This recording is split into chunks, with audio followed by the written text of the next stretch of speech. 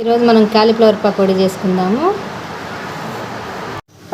Cornflour, కొంచెం besan. Cauliflower pakodi కోసము కావలసిన పదార్థాలు: వెల్లుల్లి పేస్ట్, ఇలా మిక్స్ చేసుకోవాలి. కొంచెం వాటర్తో లిక్విడ్ లాగా చేసుకోవాలి. ఇది ఇప్పుడు ఇవి ఇలా కలుపుకోవాలండి. కాలీఫ్లవర్ కావాల్సిన పదార్థాలు అన్నీ అయిపోయినాయండి. ఇది ఇప్పుడు ఆయిల్లో డీప్ ఫ్రై చేసుకుంటే అయిపోతుంది అంతే.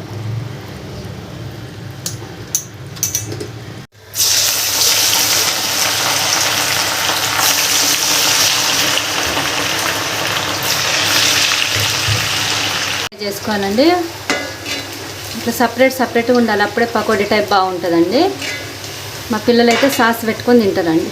స్నాక్స్ దానిక ఫ్రై చేసుకోవాలి, అప్పుడు ఇవి క్రంచీగా బాగుంటాయండి.